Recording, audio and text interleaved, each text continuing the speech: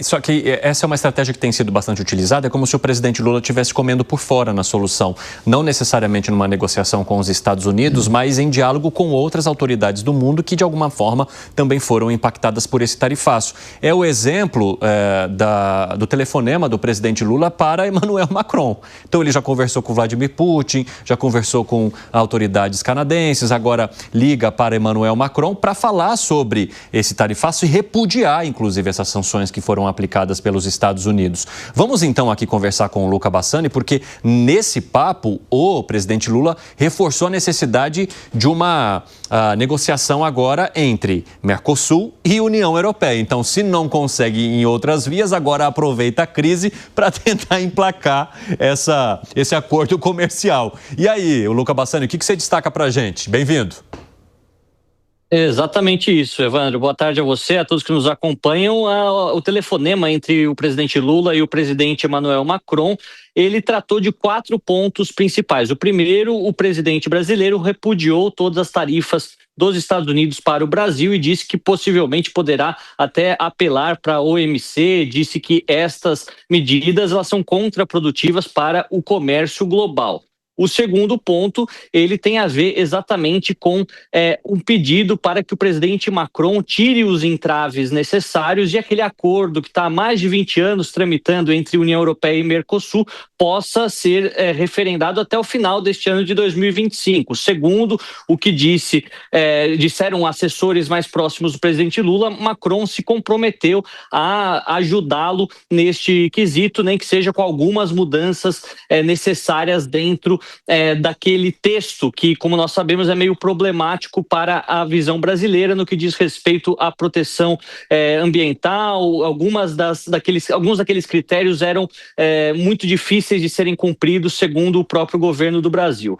Terceiro ponto, o presidente Lula ele cita que na próxima cúpula virtual dos BRICS vai tentar intensificar o diálogo entre as potências ocidentais, entre os países desenvolvidos e o Sul global. Então, a gente vê que ele assina à União Europeia e também aos demais países ricos no mesmo telefonema. E, por fim, reiterando o convite do presidente Macron para a COP30, que acontecerá em Belém no mês de novembro, um convite que, inclusive, já teve uma resposta positiva. Macron confirmou, então, a presença, sendo uma das principais lideranças europeias que até agora confirmou que estará no estado do Pará. A gente vê então que a situação difícil na relação entre Brasil e Estados Unidos e o presidente tentando olhar para outros cantos do mundo, ele que ligou para Xi Jinping faz cerca de 10 dias, o presidente Putin no começo da semana e agora Emmanuel Macron, a terceira liderança importante com quem falou o presidente brasileiro. Muito obrigado, Luca Bassani. Um abraço para você.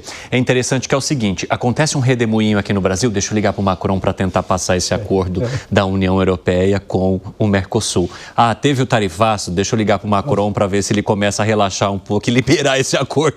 Todo o tema acaba virando, sendo crise ou não, alguma situação para o presidente Lula tentar emplacar esse acordo Mercosul-União Europeia. Agora, Langani, você entende que essa é uma boa estratégia? Porque o Celso Amorim mencionou há pouco que o Brasil não está encontrando caminhos para negociação com os Estados Unidos, mas que também não abrirá mão da soberania, ao mesmo tempo em que o presidente Lula passa a conversar cada vez mais com outros líderes mundiais. Você acha que pode funcionar? Olha, eu acredito que sim. Buscar outros parceiros comerciais, isso é do jogo. Todos os países estão fazendo isso. A própria Índia, aliada histórica dos Estados Unidos, tem feito isso. O Canadá tem feito isso. Isso é absolutamente do jogo. Ele está correto. Mas uma coisa não resolve a outra. Uma coisa não resolve a outra. Agora, qual que é o ponto, Evandro? Porque isso é uma solução mais a médio e longo prazo, né? Agora, qual que é o ponto? O que não é do jogo é declarações provocando o presidente Trump, dizendo que vai continuar assim, buscando uma alternativa em relação ao dólar, em meio a essa crise, sendo que isso é um dos principais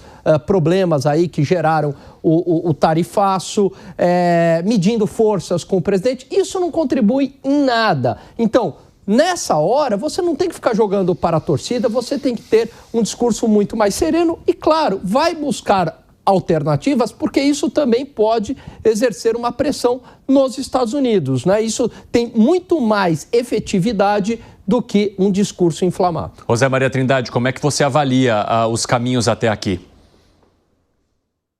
Pois é, existe mesmo essa relação do Lula com Macron e aquela velha estratégia de unir minorias, né, para enfrentar uma maioria. Na verdade, sim, eu estou olhando com muita desconfiança essa guerra de tarifa e esse tarifaço. Isso não é um debate, digamos assim, comercial. Isso tem muito mais coisas envolvidas e esse debate está provocando uma insegurança muito grande por aqui. Eu digo por aqui no Brasil, né? As pessoas estão inseguras, estão temendo, inclusive, um ataque norte-americano aqui no Brasil. Está passando pelo subconsciente das pessoas. Um avião veio aqui trazer diplomatas e houve uma desconfiança de que um avião teria de ser desconhecido. Olha, como um avião desce desconhecido, isso não tem a menor possibilidade. A base aérea daqui de Eunápolis tem jatos prontos para qualquer invasão do espaço aéreo brasileiro, os jatos acompanharem, abordarem a aeronave. Isso não existe, ninguém desce no aeroporto. Mas se as pessoas estão acreditando nisso, e eu vi até pessoas que eu vejo que têm um entendimento geral das coisas, desconfiado disso. Olha, os Estados Unidos têm alguns aviões e uns cargueiros que saem de país em país descendo produtos para as embaixadas. Então, na embaixada aqui, já fui algumas vezes, tem toda uma vida dentro da embaixada. Inclusive uma loja dentro da embaixada que vende tudo. De óculos, boné, camiseta, produtos norte-americanos, doces, enfim. É uma loja dentro da embaixada. Até a água de embaixadores ali vem dos Estados Unidos e alimentação e tudo. Então, desce um cargueiro e abastece todas as embaixadas. Os embaixadores também vêm na aeronave própria. E nunca provocou nenhum tipo de desconfiança. Por que agora é isso? Porque há uma desconfiança e há uma insegurança, para se ter uma ideia. Isso não vai ficar assim. Esse tarifaço, ele vai mudar o eixo dos negócios. O Brasil está procurando outros caminhos. O pessoal de soja dos Estados Unidos, nossos concorrentes, está preocupado e foi reclamar. Por quê? Descobriram que o Brasil vai vender soja para a China, mas os americanos também vendem soja para a China. Então, assim, vai mudar o eixo da comercialização. Isso não é à toa, isso tem alguma coisa a mais. Isso está provocando uma insegurança muito grande e há essa grande interrogação. Então, não adianta ficar falando, é isso, é aquilo. O próprio assessor especial da Presidência da República está dizendo que não sabe como lidar com isso, que as conversas estão embargadas. Quer dizer, é muito difícil de analisar quando você não tem as premissas, né?